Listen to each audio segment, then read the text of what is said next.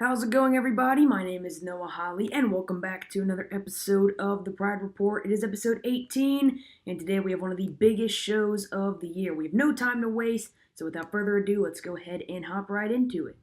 Let's kick off today's show with our weekend recap segment. Now, last weekend was absolutely insane. We have so much to get to over the next handful of minutes, from the Big 12 SEC Challenge to a historic day on Tobacco Road to epic game winners to stunning upsets. Now, all those would be logical starting points for this segment, but we're actually going to kick it off with a look at one of the biggest matchups of the year, Virginia at Duke.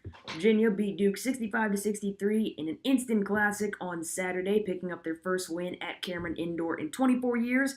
To put that into perspective, no one that played in this game was born the last time that UVA beat Duke at Duke.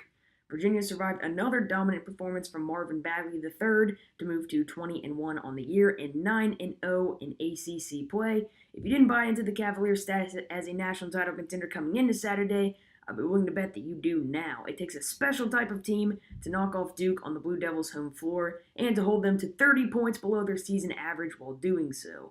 The main attraction of this year's Big 12 SEC Challenge lived up to its billing on Saturday. Kevin Knox had the best performance of his college career, scoring 34 points, and Kentucky rallied from a 15-point deficit to knock off West Virginia 83-76 and hand the Mountaineers their fourth loss in 5 games. Now, in 3 of those 4 losses, including Saturday's, West Virginia had a double-digit second-half lead. And in 2 of those 3 losses, it occurred on West Virginia's home floor. I cannot think of an explanation for how a team with such experience, and one that is arguably built better for Bob Huggins' system than any other Mountaineer team he's coached, can just collapse on a whim like this and so frequently. It's really one of the most puzzling things going on in college hoops right now. And as for Kentucky, I'm really curious to see if this shocking upset can get them going. Knox is starting to play like Malik Monk did last year, which is great news for a Kentucky team that desperately needs a go-to scorer that they can turn to late in games. I still have my fair share of doubts how far this team can go, but do note that the last Kentucky team that fell out of the top 25 after lofty preseason expectations actually ended up in the national title game, so perhaps I could be wrong. NC State went on the road and stunned North Carolina 95-91 in overtime on Saturday, picking up another resume win over a Tobacco Road rival. NC State was led by 29 points off the bench from Alaric Freeman. Freeman had a huge night from three-point land, hitting 7 of 7 from downtown.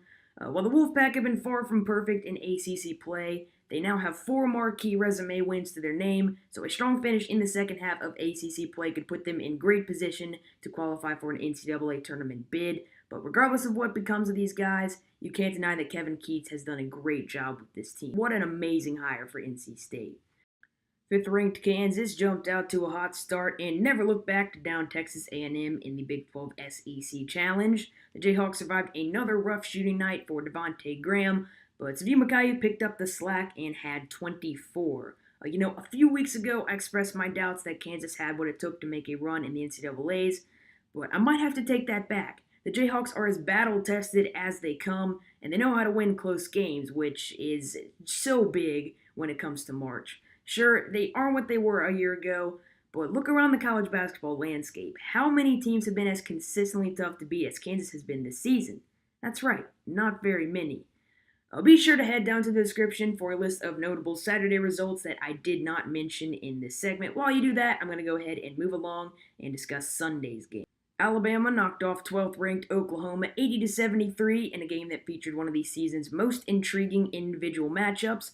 For the most part, however, the long-awaited showdown of Colin Sexton and Trae Young failed to live up to its hype, as Young failed to crack 20-plus points for just the second time all season. Alabama did a great job defensively on Young, holding him to 17 points on 6 for 17 shooting.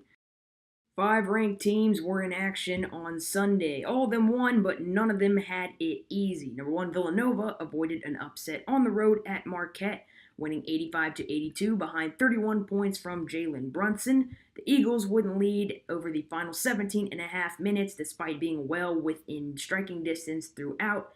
They were led by 29 from Andrew Rousey, but they were hurt by a rough performance from Marcus Howard, who only managed 13 points on 5 for 18 shooting. Michigan State rallied from a 13-point halftime deficit to beat Maryland and move to 20-3 on the year. A big night from Joshua Langford made up for another subpar performance from Miles Bridges, allowing the Spartans to pick up their fourth consecutive win. Maryland, meanwhile, dropped to 15-8 and 4-6 in conference play. The loss was a huge missed opportunity for the Terps, who are in dire need of a resume-boosting win. In other Big Ten action, Purdue staved off arch rival Indiana 74-67 to pick up a school record 17th consecutive win. Now, this was a great game. In my opinion, Purdue versus IU is one of the most underrated rivalries in the sport. Now, it's no Duke and UNC, but there is serious hate between those two schools. Finally, Clemson earned their first win of the post-Dante Grantham era, edging a pesky Georgia Tech squad 72-70. I thought Clemson played well. Georgia Tech is very potent defensively and boasts one of the conference's best scorers in Josh Okogie, so I expect the Yellow Jackets to be a tough out every now and then. Let's talk a little bit about the defining teams, players, and performances of the previous week in college basketball. Last week's team of the week is Virginia. The Cavaliers earned 2 top 25 wins last week, one of those coming on the road at number 4 Duke in arguably the most impressive victory by any team of the year. UVA proved Saturday that they are capable of locking down anybody with their outstanding defense. Holding Duke to 63 points on their home floor is one of the most impressive accomplishments by any one team this college basketball season. In this game, we learned that UVA is not only the best defensive team in the country, but possibly the best team, period. Don't overlook Virginia's win over Clemson either. UVA held the Tigers to just 36 points on Tuesday night and 13 in the second half, which to me is equally as remarkable as what occurred at Cameron Indoor. I will tell you what, Tony Bennett has done a truly amazing job with this team. Considering the amount of pieces they lost from last year's bunch, which struggled mightily at times and was not Tony Bennett's best by any means, the fact that the Hoos are nationally ranked at all would have been good enough for me. Instead, Bennett has transformed his least talented team in 4 or 5 years into his best yet. A National Coach of the Year award should be on the horizon for him. The loser of the week happens to be Virginia's lone loss this season. West Virginia went 0-2 a week ago, falling to TCU on Monday and blowing yet another double-digit second-half lead against Kentucky on Saturday. For whatever reason, the Mountaineers have a tendency to lose their composure over the final 15 or so minutes of games. I'm going to try and explain why I think that is. For starters, their shot selection late in games is frankly pathetic. There's just no sense of flow. Again, I don't have a great reason why in one half they're just this unstoppable machine. In the second half, they're just this bumbling comedy of errors.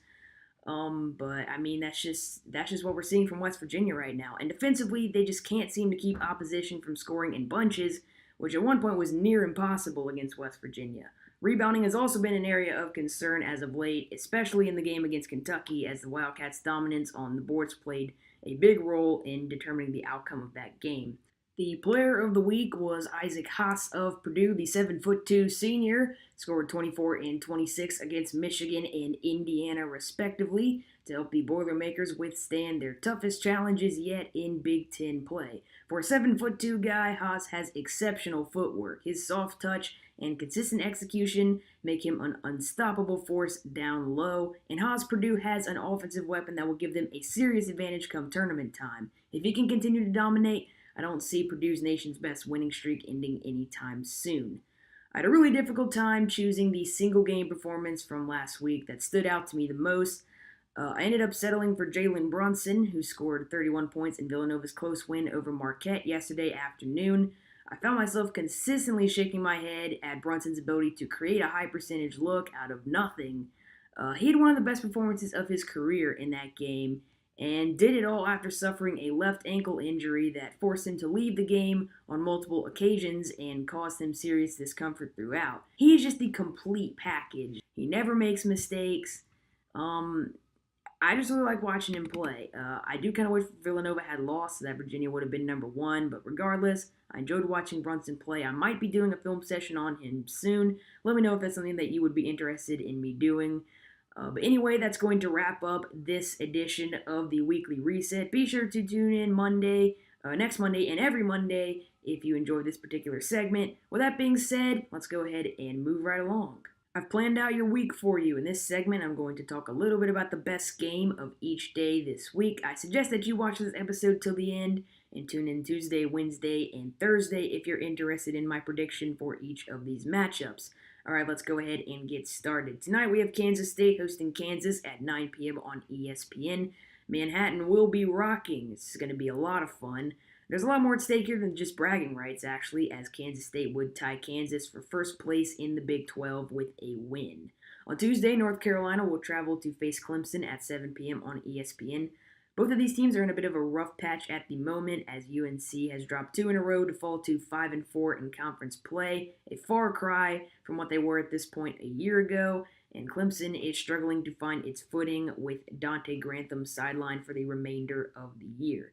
Second-ranked Virginia will host Louisville on Wednesday night. That game will be 7 p.m. on ESPN2. This is the first of 2 meetings between the teams this season. UVA and Louisville sit 1-2, respectively, atop the ACC standings, which can make for an extremely interesting series. Creighton travels to face the top-ranked Villanova Wildcats Thursday night at 6:30 on Fox Sports 1. I'm not confident in Creighton's chances to pull off the upset here. It's going to take a lot more than one front court option to knock off Villanova on their home floor. We'll skip right over Friday's slate. There's nothing there that is worth talking about. Saturday's slate is underwhelming compared to weeks past. Not a single top 25 matchup will take place this weekend, so there's no one game that stands out among the rest. West Virginia versus Kansas State is intriguing. The Mountaineers are one of the few ranked teams that are going to be on high alert Saturday, as Kansas State is playing great basketball right now. And if they can beat Kansas tonight, then they are going to be on the top of the world heading into this game. So probably going to have to go with this one. Big game on Sunday, as Villanova will return to action and host Seton Hall at noon on Fox. Seton Hall hasn't been playing their best basketball as of late, but a win here would certainly get them trending in the right direction. It would genuinely shock me, however, if Villanova loses at their home floor in this game or at any point in the remainder of the season. They've just been unstoppable at Wells Fargo Center all year long. I haven't given up on the Pirates, but I really don't see them winning here. Let's talk about tonight's games for a little while. Duke will host Notre Dame at 7 p.m. on ESPN to kick off Big Monday. The Irish run into the Blue Devils on the heels of 5 consecutive losses, and you can't really feel great about their chances to snap that skid on the road tonight. With Matt Farrell and Bonzie Colson still sidelined, Notre Dame finds themselves slipping out of bracket projections everywhere. If you're the Irish, all you're really looking to do is to stay afloat until everyone gets healthy, but the ship is quickly sinking. Other than TJ Gibbs and Martinez Gebben, they just don't have any consistent scoring options. With Farrell and Colson, this is a team that is certainly capable of going to wire with the best of the best, but without those guys, it's doubtful that they will pose much of a challenge at all to the country's most talented team. Also at 7 p.m., Michigan will face Northwestern. We haven't talked about Northwestern on this show for a little while. Long story short, the Wildcats have been one of the college basketball's most disappointing teams this season, sitting at 13-9 after being ranked 20th in the preseason AP poll. In a decidedly mediocre Big Ten, Northwestern is nothing more than middle of the pack. Michigan, on the other hand, is a talented bunch, but nevertheless far from a contender in the Big Ten at this point. Kansas State will host Kansas at 9 p.m. in the second game of ESPN's Big Monday doubleheader. There are few college basketball atmospheres that can compare to Manhattan, Kansas, when the Wildcats host the battle for the Sunflower State, so this is going to be a lot of fun to watch. This is going to be a rematch of the first meeting between these teams, a one-point Kansas win that took place a few weeks ago. These two squads have played great basketball since that game, with Kansas State on a 4-game winning streak and Kansas having won 3 of their past 4. I will admit that I do like Kansas State's chances to pull off an upset here, but like I said earlier in the show, Kansas knows how to win close games. Whoever outscores the other over the final 3 or 4 minutes is likely going to win, so in that case, I'm going to have to take the Jayhawks in this one. Thank you so much for watching tonight's episode of the Pride Report. I'm sorry if it wasn't as good as past episodes. I just had a lot of trouble recording it. The script, I had just a lot of problems with that, and I couldn't really get my words out. So it was very frustrating to record it, but I hope that it turned out all right. If you like what you saw, I encourage you to consider subscribing. If you really loved it, make sure to go follow the show on Twitter at CPP Pride Report. It really helps us out. I also hope that you join me tomorrow for episode 19. That's about all I have to say, as I'm going to end this show right here. Once again, big thank you for watching. But for now, I am out. I'll see you guys.